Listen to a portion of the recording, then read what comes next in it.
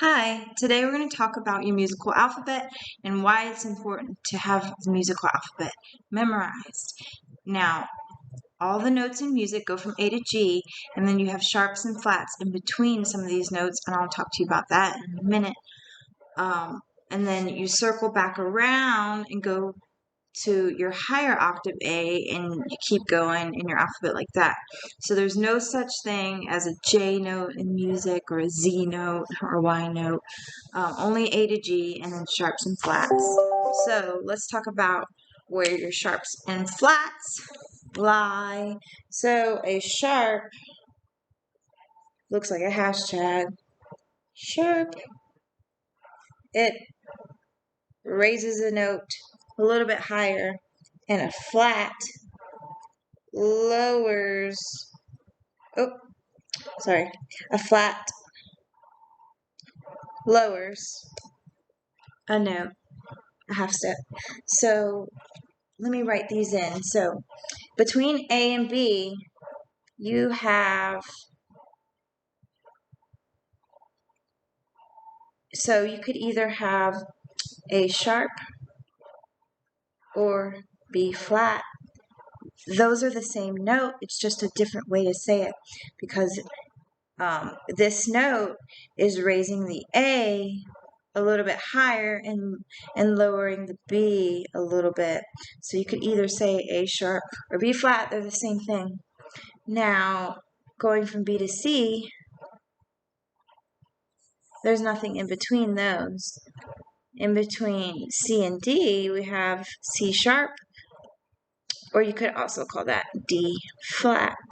I'm going to play this on the guitar so you can hear what a flat and a sharp sounds like, so it makes more sense.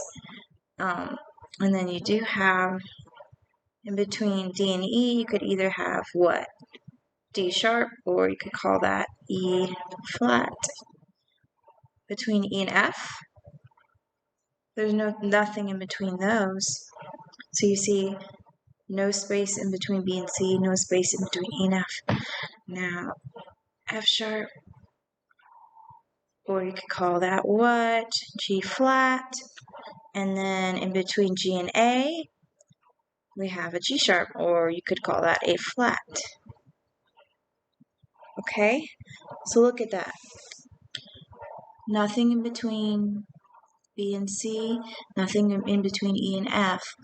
Now you're either raising this note higher, making this note lower, this is the same thing. Okay, let me demonstrate this on the guitar. So I'll hold this back up in a minute so you can see that musical alphabet. So this is my E string right here. So this is my E note. E note. If I play the next note up, it's an F. Okay? So now I'm going to play an F sharp. Listen to F and listen to F sharp. Do you hear how that note is higher? F, F sharp. Okay? Let me do something else. Let's take a flat and I'll show you how. So we got G.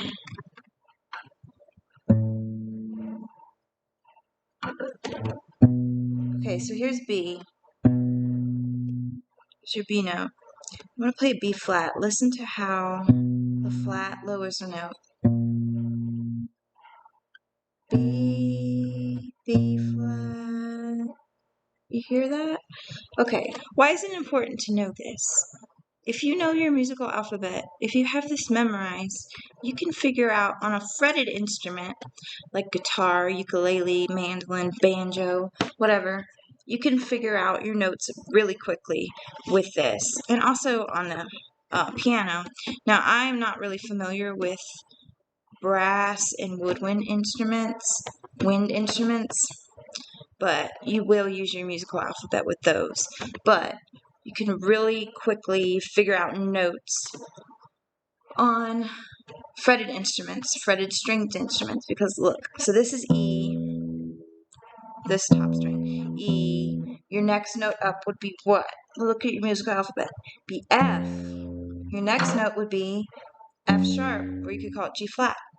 Your next note would be G. So you're just going up your musical alphabet.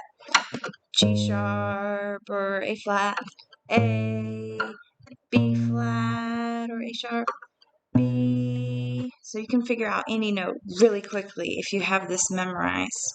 This is also helpful when you start to use a capo, and I'm going to make a video later on and talk about the importance of the capo. But so if I play a chord, G chord, on my guitar, okay, I don't have any capo on.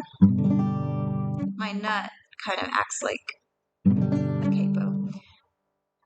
If I were to capo this here on the first fret, and this becomes my new nut, play the same chord, I just went up a half step in my musical alphabet. So my G chord is no longer a G chord, it's a G sharp. Does that make sense? And if I move this up one more and play, this becomes my new nut, play the G chord again, I go up one spot, that G chord just became an A chord. So it's really helpful to have this memorized if you're using a capo as well. And I'll make another video explaining that a little bit better. But if you already know how to use a capo, maybe that makes sense to you now. So musical alphabet, really important to know, really helpful. And it's also helpful when you're reading staff music as well. But memorize this and remember there's nothing in between B and C and E and F. Everything else, you have a sharp or a flat. You're raising the previous note up or you're lowering the next note. Okay? Like this video if you learned something, if it was helpful, and subscribe for more to come.